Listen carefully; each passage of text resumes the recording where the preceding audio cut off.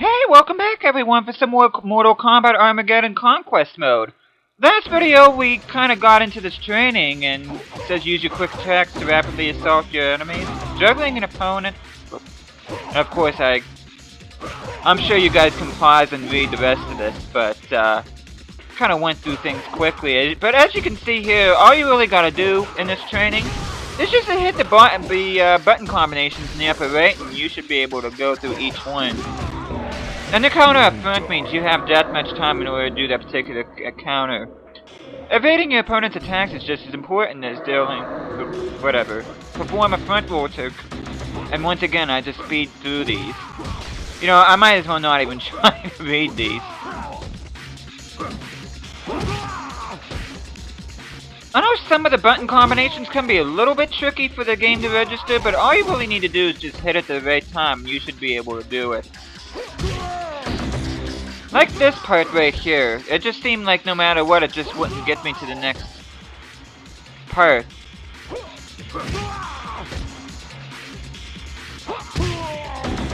But yeah, I kinda ended the video kind of awkwardly, the last video.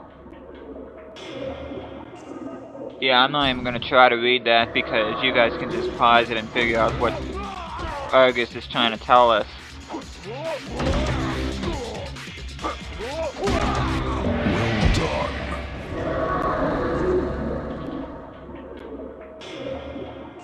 Test your might.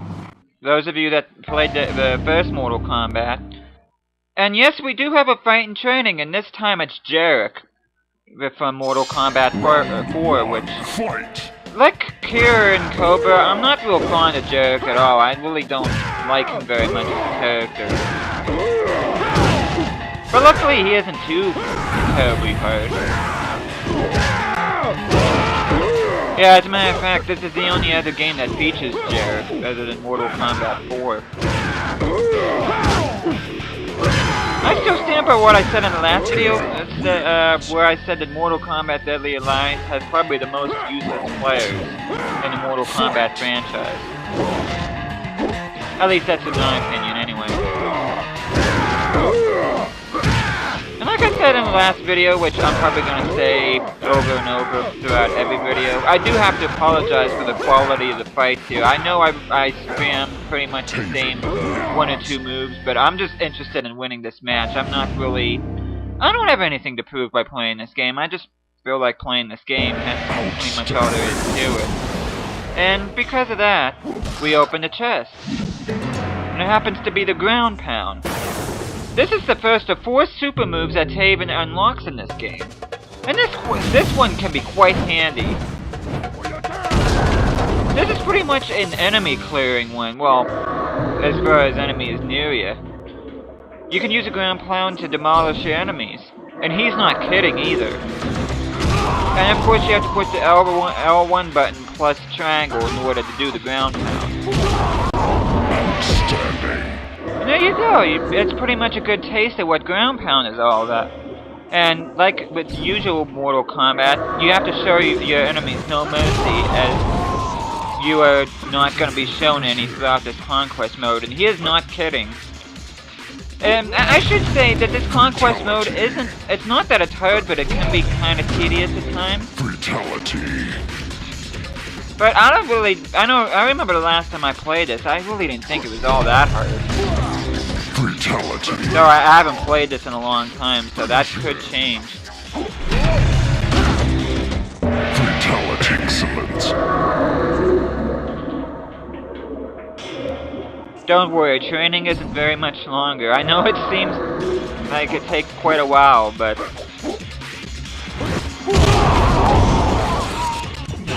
Just gotta destroy all the enemies here. Excellent. I'm done teaching you today. Take what you've learned and seek your destiny. Thank you, Argus. Or should I say, Dad? Yeah, we're finally done with training and we'll be able to return to the Botan Jungle. Or Botan, however you pronounce it. I say Botan. Was I inside the monolith? How was that possible? Maybe Father will explain when I find him in the temple. Yeah, because he did such a bang-up job explaining everything to you while you were doing your training. And this chest right here can be easy to miss, and this is the alternate costume to Cobra.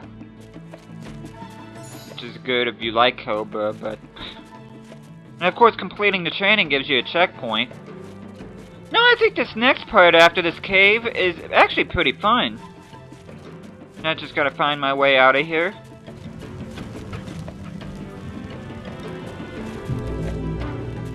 There's a part right here. You have to destroy that. You see that green circle right there? Well, that pretty much tells you have to ground pound. This looks interesting.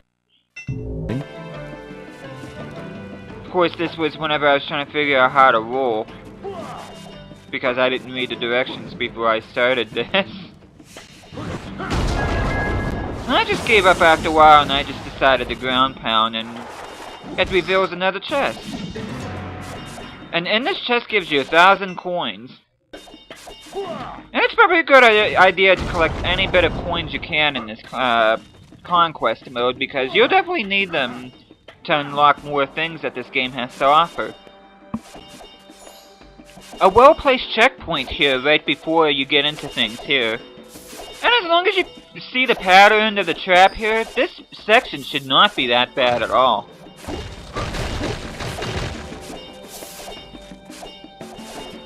The key to this is just be patient.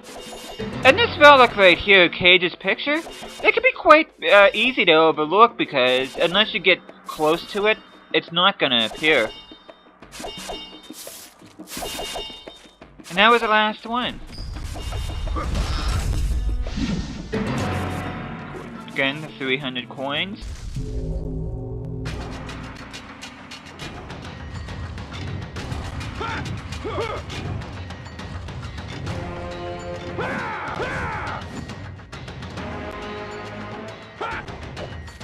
Okay, it's time to put our training to the ultimate test here. And you actually get to fight some enemies for real, and these are Black Dragon thugs. Those of you familiar with the Mortal Kombat series should have a pretty good idea of who the next combatant I'm gonna be fighting in this game. And as you can see, this game works very similar to Mortal Kombat Shaolin Monks, is that the more hits that you get in on your enemies without getting hit yourself, the higher the count that you get. And of course, the higher it is, the better you are, the more of a bonus that you get in order to... You know what I'm trying to say. And there's another relic there, Jarrek's Vest.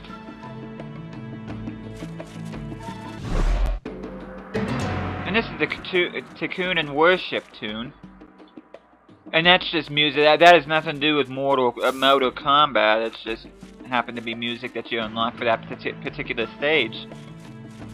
Come to think of it, I don't think you really do get anything special if you get a high counter on your combos, but it's just an impressive thing, well, more of a bragging right thing to do.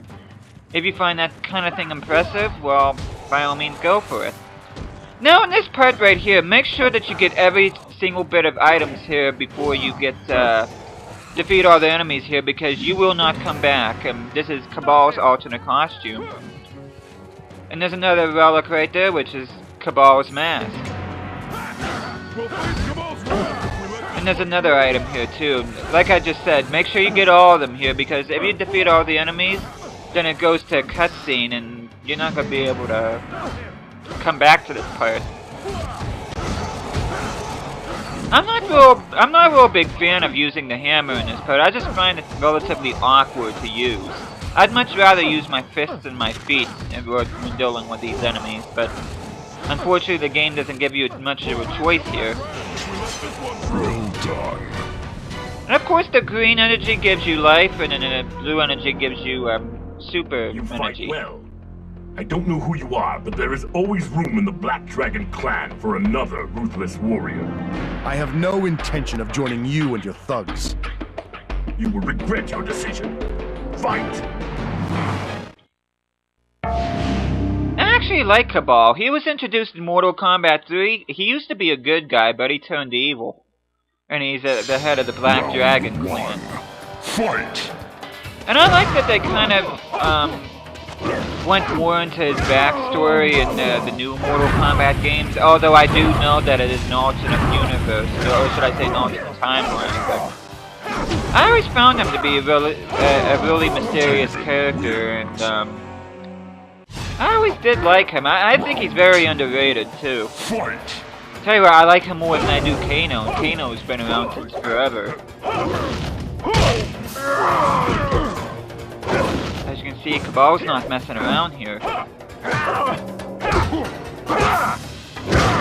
Yeah, if you get someone that knows how to play Kabal the way he's supposed to, he can be quite the tough combatant to beat.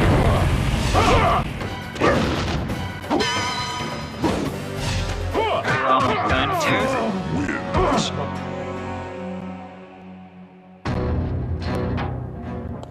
Strange looking warrior. At least I won't have to deal with his clan any longer. Looks like I've finally arrived at my father's temple. I didn't know he had one here in Earthrealm. I'm sure he'll explain everything once I locate him in the main chamber.